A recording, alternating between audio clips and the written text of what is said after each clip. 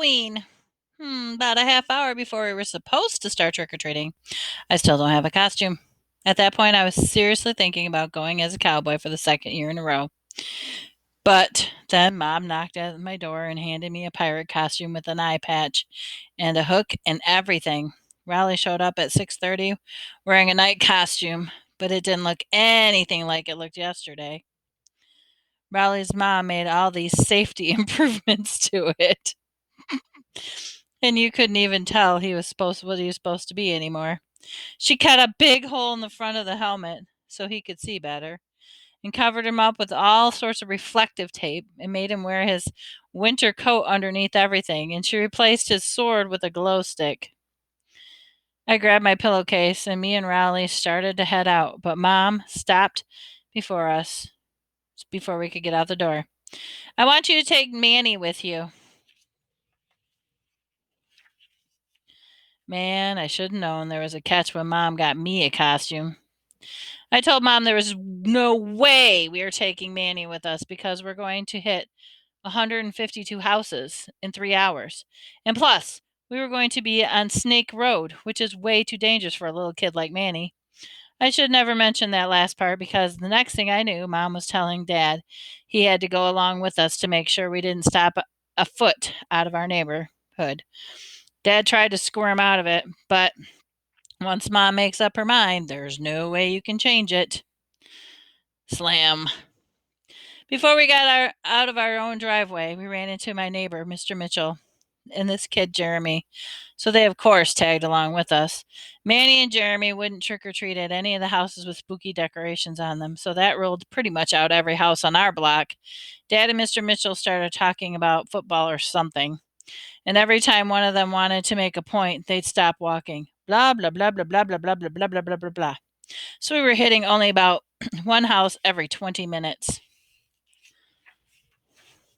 After a couple hours, Dad and Mr. Mitchell took the little kids home. I was glad because that meant me and Raleigh could take off. My pillowcase was almost empty. I wanted to make up as much time as possible. A little while later, Raleigh told me he needed a potty break. I made him hold off for another 45 minutes. But by the time we got to my grandma's house, it was pretty clear that if I didn't let Raleigh use the bathroom, it was going to get messy. So I told Raleigh if he wasn't back outside in 1 minute, I was going to start helping myself to his candy. After that, we headed back to our road, but it was 10:30. I guess that's when most grown-ups decide Halloween's over.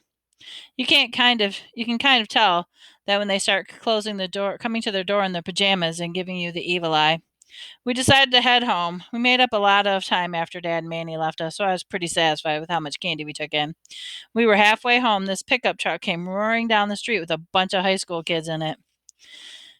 The kid in the back was holding a fire extinguisher when the truck passed by us, and he opened fire. I have to give Raleigh credit because it blocked about 95% of the water with his shield. And if he hadn't done that, our candy would have gotten soaked. We then when the truck drove away, I yelled something that I regretted about 2 seconds later. We're calling the cops!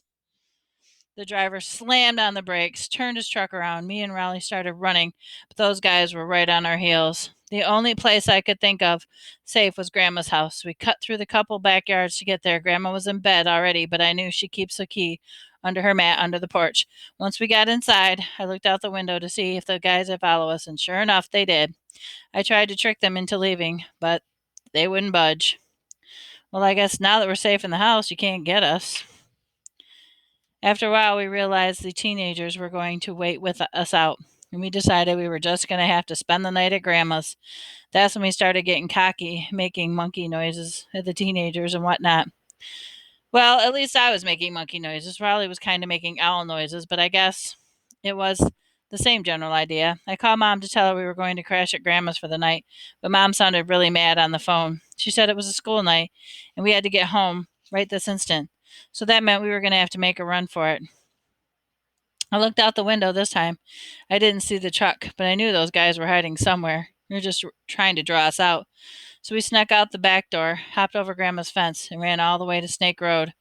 I figured our chances were better because there aren't any streetlights. Snake Road was scary enough on its own without having a truckload of teenagers hunting you down. Every time we saw a car coming, we dove into the bushes. It must have taken us a half hour to go 100 yards.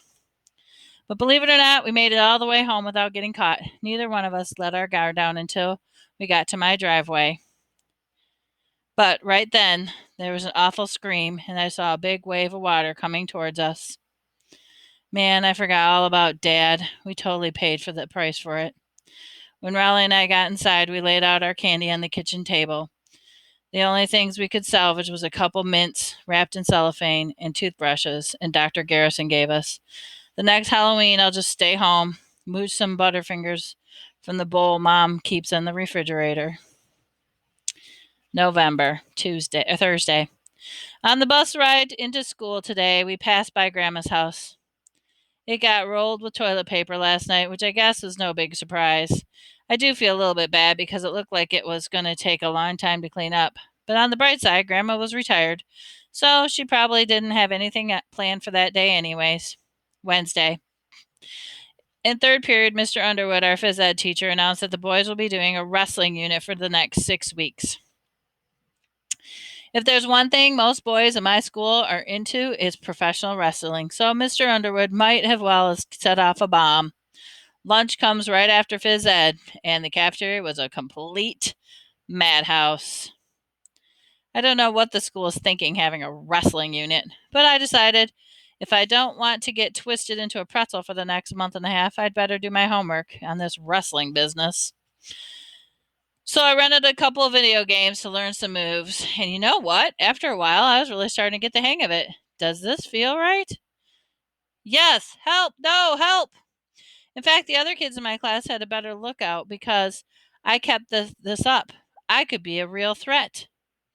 Then again, I better make sure I don't get too good. The kid named Preston Mudd got named Athlete of the Month for being the best player in basketball unit, so they put his picture up on the hallway. It took people about 5 seconds to realize how P Mudd sounded when you said it out loud. And after that, it was all over for Preston. P Mudd, P Mudd. Thursday. Well, I found out today that a kind of wrestling Mr. Underwood is teaching is completely different from the kind they do on TV. First of all, we have to wear these tight thinglets, which look like bathing suits they used to wear in the 1800s. And second of all, there's no pile drivers or hitting people over the heads with chairs or anything like that. There's not even a ring with ropes around it. It's just basically a sweaty mat that smells like it's never been washed before. Mr. Underwood started asking for volunteers so he could demonstrate those wrestling holds, but there was no way I was going to raise my hand.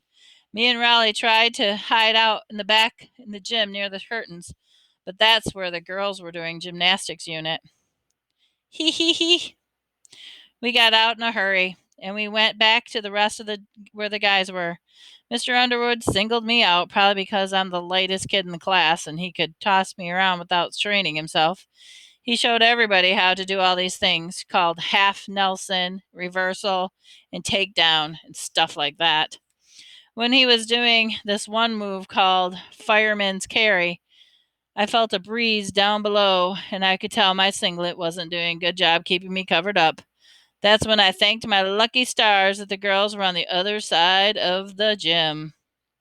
Mr. Underwood divided us up into weight groups. I was pretty happy about that because it meant wasn't going to have to wrestle the kids like Benny Wells that can bench press 250 pounds. But then I found out I did have to wrestle, and I was have to trade it for Benny Wells in a heartbeat. Greg, you'll be paired up with Fergley here.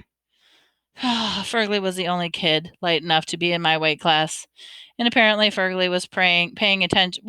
Was paying attention when Mr. Wood was giving all of instruction because he pinned me every which way you could imagine. I spent my 7th period getting way more familiar with Fergley than I ever wanted to be. Tuesday, this wrestling unit has totally turned our school upside down. Now kids are wrestling in the hallways, in the classrooms, you name it. But the 15 minutes after lunch, where they let you outside, is the worst. You can't walk 5 feet without tripping over a couple of kids going at it. I just tried to keep my distance and mark my words. If there's any fools going on to roll right onto the cheese and start the cheese touch all over again. My other big problem was that I have to wrestle Fergly every single day. But this morning I realized something. If I can't move out of Fergly's weight class, I won't have to wrestle him anymore. So today I stuffed my clothes with a bunch of socks and shirts to get myself in the next weight class, but I still was too late to move up.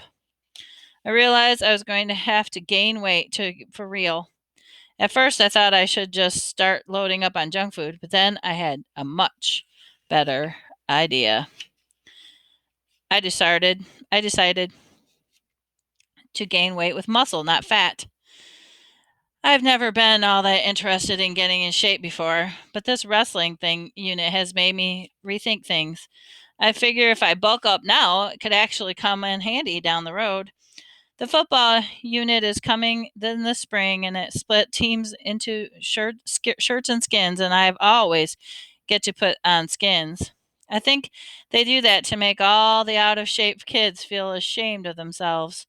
If I can pick someone with muscle now, it'll be a whole different story next April. Tonight after dinner, I got mom and dad together and told them my plan. I told them I was going to need some serious exercise equipment and some weight gain powder too. I showed them the muscle magazines I got at the store and see how ripped I was going to be. Mom really didn't say anything at first, but Dad was pretty enthusiastic. I think he was just glad I changed my heart on how I used to be when I was a kid. If you work out regularly, you can get big muscles. Muscles are gross.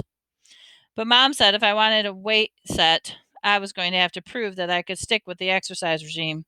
She said I could only do that by doing sit ups and jumping jacks for a whole 2 weeks. I had to explain that the only way to get totally bulked up was to get this kind of high tech machines they have at the gym, but Mom didn't want to hear it. Then Dad said if I wanted to bench press, I should keep my fingers crossed for Christmas. But Christmas is a month and a half away. And if I get pinned by Fergly one more time, I'm going to have a nervous breakdown. So it looks like Mom and Dad aren't going to be any help.